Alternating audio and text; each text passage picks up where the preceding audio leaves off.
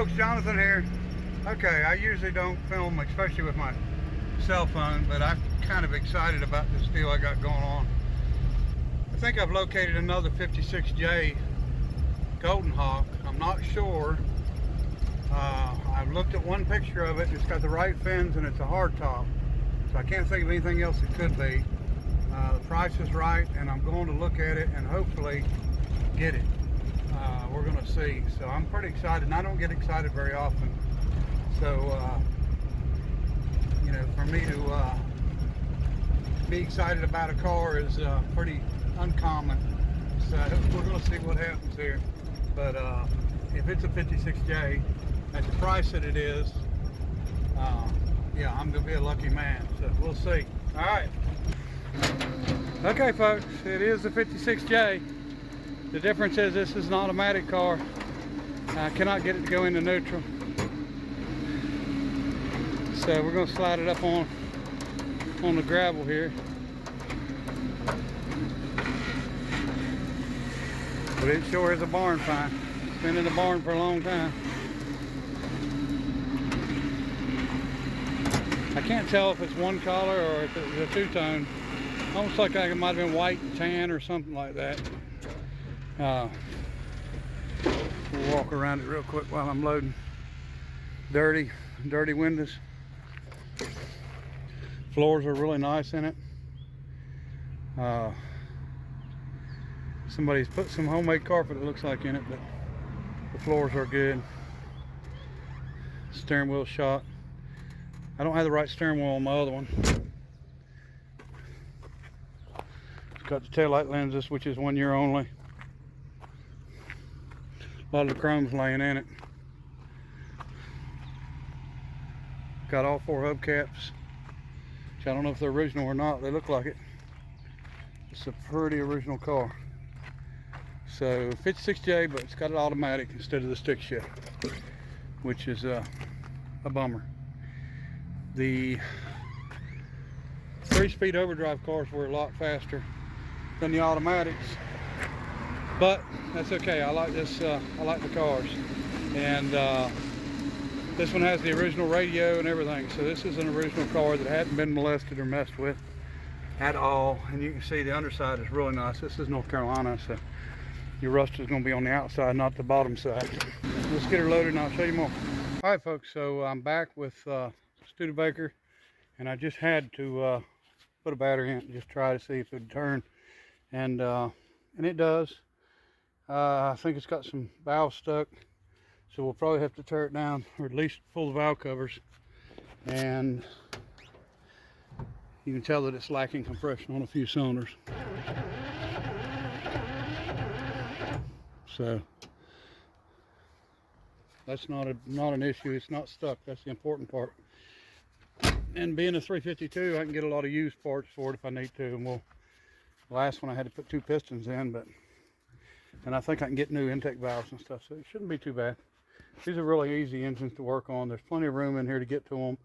And as most of y'all remember, I pulled the pan off the other one while it was in and redone it. Someone's worked on the battery box on this one also. And like I said, I just set the battery in to test it. Everything seems to be good though. It's all original. There's not much anything touched on this one. It is a 56J. So this is some kind of a tannish brown color. And we're gonna get it pressure washed and see, and it's white, so it is a two-tone. I thought it was a solid color, but it's not. Really nice car. I like it. So I guess that's all that matters, right? So we'll get it cleaned off. It's got a 1/8 inch of dirt on the windshield, so I think she'll be just fine though. It's gonna make us a good one. All right, folks, following day. I did all the other filming on my cell phone, so I hope it comes out all right. I hadn't tried to take it off the phone yet, but anyway, today is pressure wash day, and as you can see, that's 1/4 inch thick of stuff.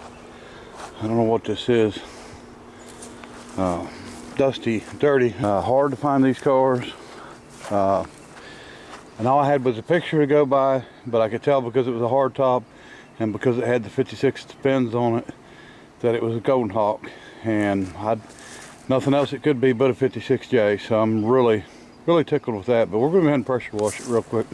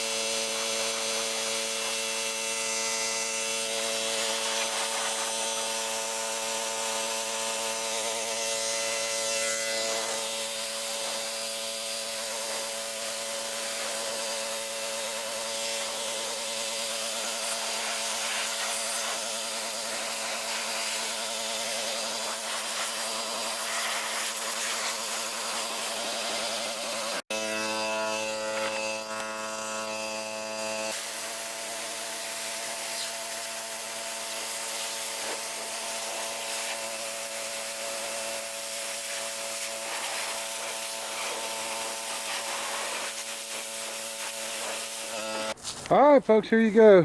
She's not a beauty, that's for sure, but I've had a lot worse, and I've seen a lot better. But anyway, I think she's going to be just fine.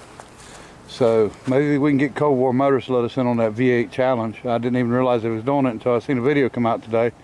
I think they've got a Studebaker they're doing with a 259, and they got a Ford they're doing with a flathead, and I think the Studebakers are going to have a lot of advantage, but these Packard Studebakers, the ones with the 352s, would really run. And my other one runs real good. As a matter of fact, I got to pick it up today.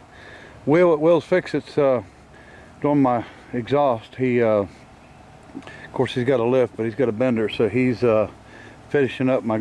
Put the Flowmasters on it that was in the trunk when I got it. So I heard it run yesterday. It runs really good. Sounds so good. So he's going to tie that up today and tie up all the loose ends, and I'm going to pick it up later. So this thing has got some of the same issues mine's got, my other one. The trunk is really good, which is a good thing, except for back here. My other one is the same way, but I mean, it is what it is. Here's the hard to find air cleaner. It's oil bath, thank goodness it's in there. We're still missing the hood prop, so I'll probably have to make one. And I do have the other one on the other car that I can go by. Everything just as solid as I thought it was going to be. You know, I didn't pressure wash any giant holes in it or anything. We're going to pressure wash the engine here in a little bit because I know we're going to be tearing it down. It's my understanding that the later 56 had Studebaker on the fender and the early didn't, but I don't remember whether my other one does or not. I've got some Studebaker emblems that was in the trunk, but I don't know if the holes were there for it or not. And I'm assuming that them are original mirrors. There was no place for mirrors here. So I'm assuming that them were the originals on the fenders.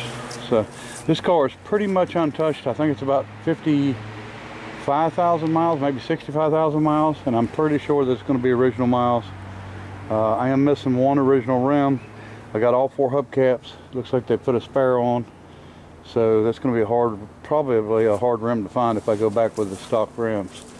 And this was the bottom of the line car, I believe. It does have the Unimatic automatic, which I don't like, but it don't have power steering, it don't have power brakes, and it don't have air conditioning. Air conditioning, pretty rare.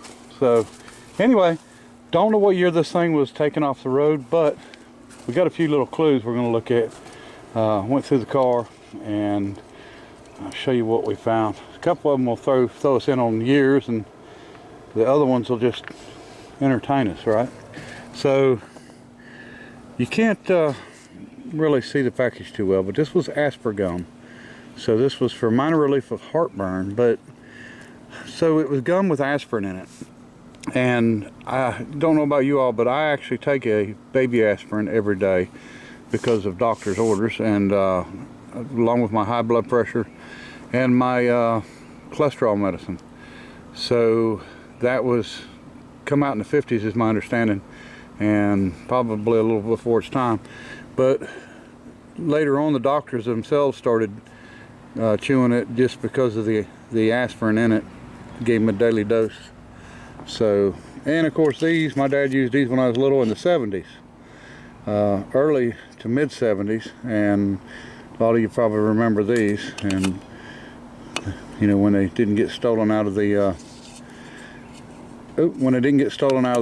the bathroom and used for other things. And they are sharp. Now they make a sharpener for these, but you can see how thin they are. And these were made in England, so puts it in the 70s, probably the early 70s.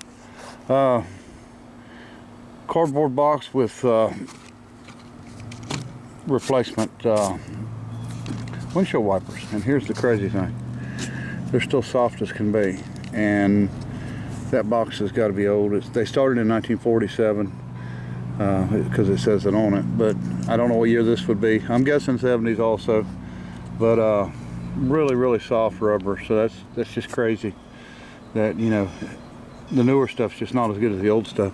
Thought that was neat. They got a wooden shifter knob on it. It looks like this is their old shifter knob, and they broke it and actually put tape around it, and that's a shame because that was a pretty knob. But anyway, neat as can be. Smiley face. That was a real popular thing in the 70s. Have a nice day. And this, which is a ice scraper, kind of useless around where we're at. You know, you might use one once every 5 years. But so this was close to a buddy of mine's place, West End, and I sent him pictures of this. I hadn't heard anything back, but it's a truck stop. I know there's still a truck stop there, but I don't know if it's still named that. Good food, music. It's a grill and dining room. So gas station truckers are welcome. So this would have been Highway 211, I think, really close to a, let me see, I think it's Interstate 74 now, 73 or 74, I can't even remember. 220 goes through there. So anyway, close to Candor, North Carolina. And Wolf's Head, I don't know what year. I hadn't looked that up to see what year they quit selling these. And this is the cardboard. It is full and it's open. It was sitting in the floor. So Wolf's Head in a paper thing, and I'm thinking that that's 70s also. I don't know if they brought that up into the 80s or not. They could have, don't get me wrong. I'm guessing 70s on this car. And just another wiper, that's the arm for it, and a Trico replacements. So anyway, that's all we got to go by on year. There's no inspection sticker, which is kind of weird. Here in North Carolina, usually you'll have an inspection sticker. Let me see, I didn't see a registration in it anywhere. I've got to run by and pick the title up here in a little bit, so that might tell us a little more about when it was registered last, but not for sure. But yeah, I don't know if maybe there was a sticker and they just pulled it off. Car is not bad though. I'm going to clean the interior up also. The front seat up here has got some rips. Besides that, everything else is half decent. I don't know how that white and black will clean up, but we'll do what we can do. Alright, so let's get the hood up and I'll show you the engine, and we'll go ahead and get some pressure washing started on that. And this inside, like I said, is going to have to be cleaned out really well. Steering wheel shot, of course, and I guess the one must have been on mine because I don't have the right wheel on mine, and mine's off a Lark or something.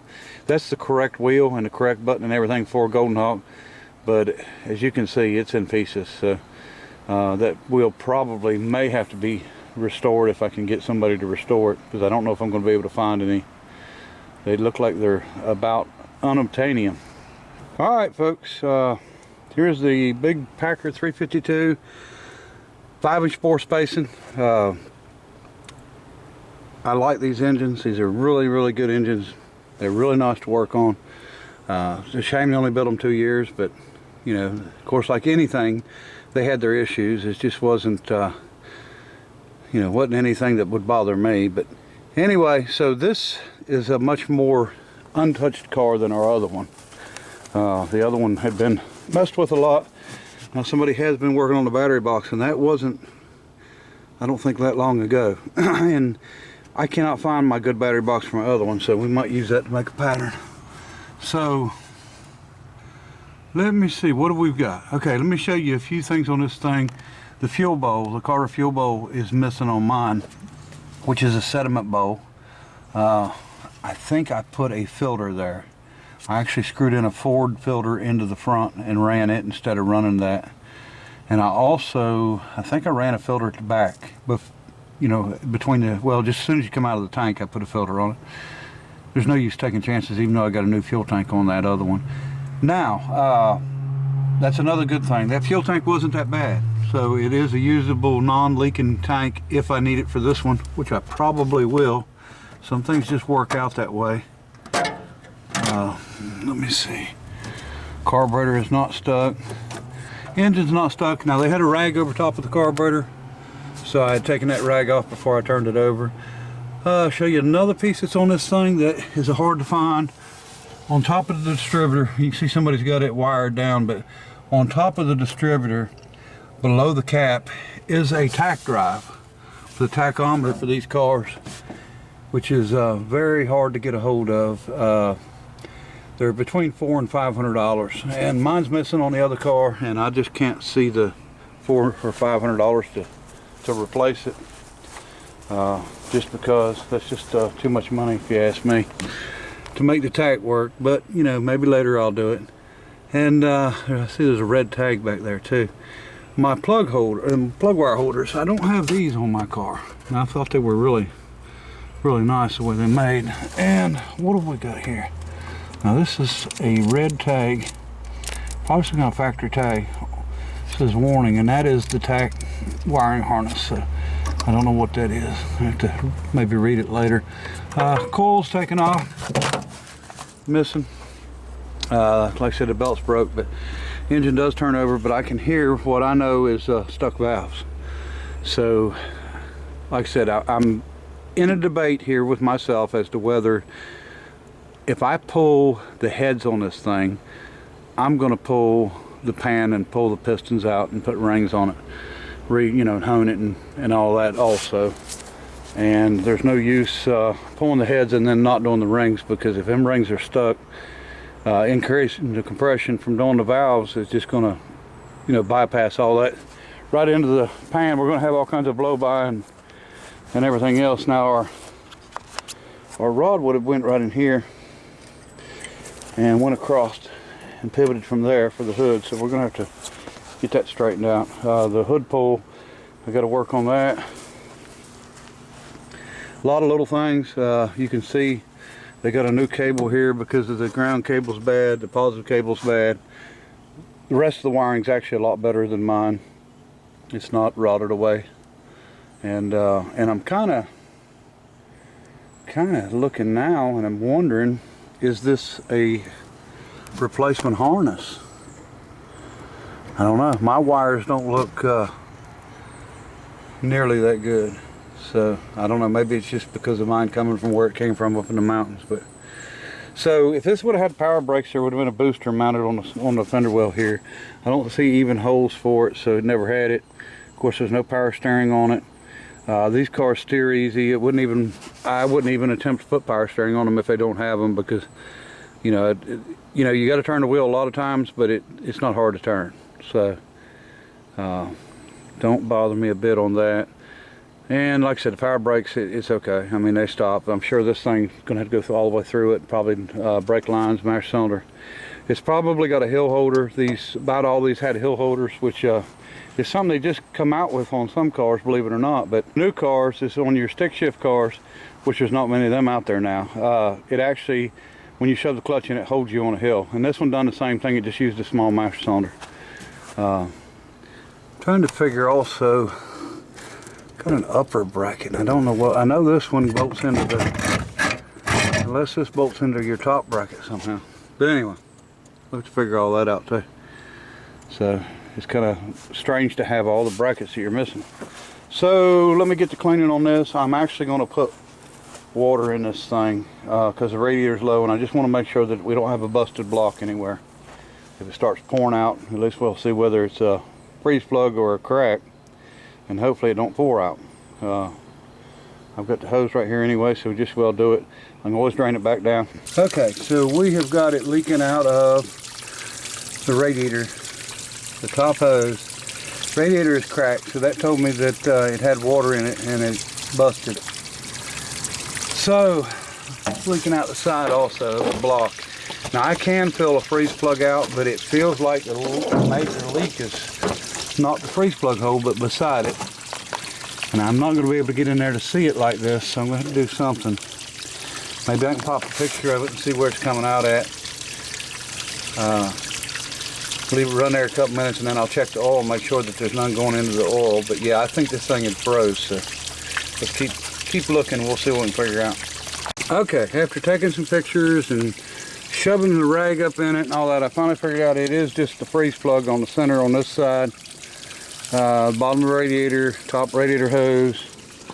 Was able to get some good pictures. Well, I think the last picture, let me see if I can find it on here. There we go. Don't know if we're going to be able to get it where you can see it, but yeah, there's the last picture of the water coming out of the freeze plug hole. So I think we're good there. I'm not too worried about that now. We'll let it run a while. As you can see, it's flowing over, so we are going to, let me see, I don't see anything leaking on this side. So let's check the oil. I know what the oil looked like before because I've already checked it before I rolled it over. So it looks just the same. There's no difference in what it looked like now. Still on full.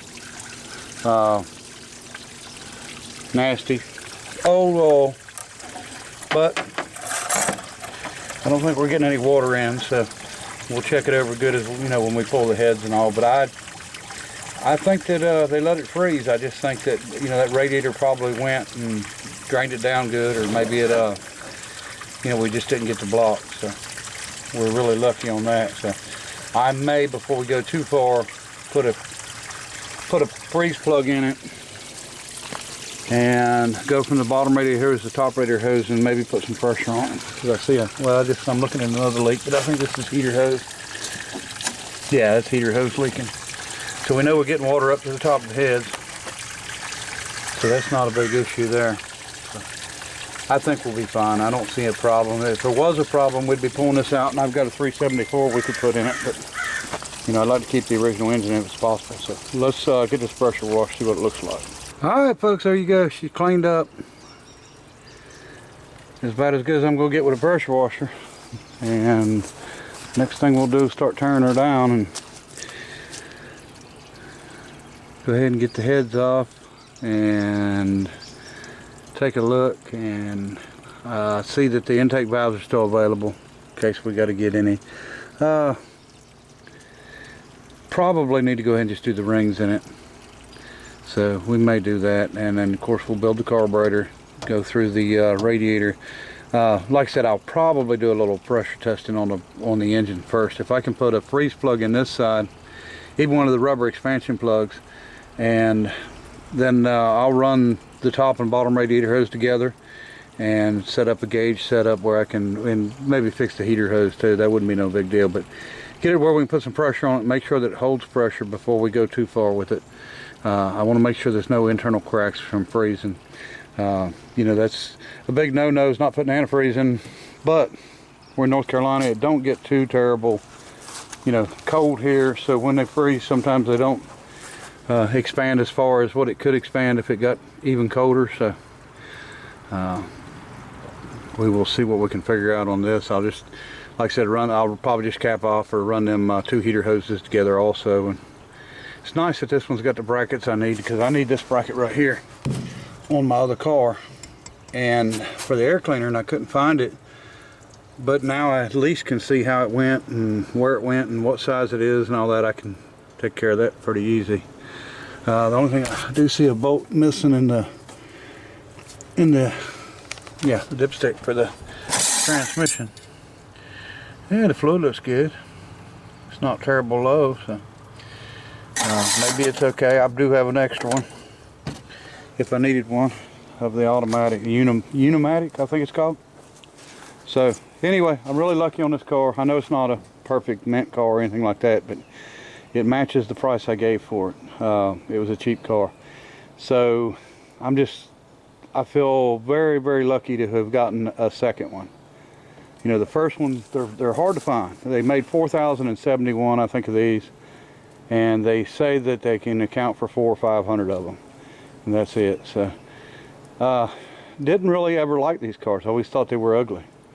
Then I got that other one, and I didn't even realize the rarity of it when I got it. I just knew that it had a big Packard engine, and I wanted it, and I went and bought it. And of course, I've done them videos on it. And then once I started driving a little bit and realizing, you know, the torque that thing has, it's 380 foot-pounds of torque.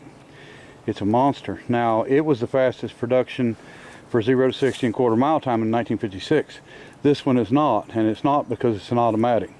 So instead of having 392 rears, this has got maybe 307 or something. I can't even remember. I'd have to look it back up, but it's a lot higher gear because there's no overdrive in the transmission. My 3-speed stick shift car has got overdrive, so it's actually a 4-speed. Keep playing and we'll figure out what's up with this car. All right, appreciate everybody watching. Till next time, bye.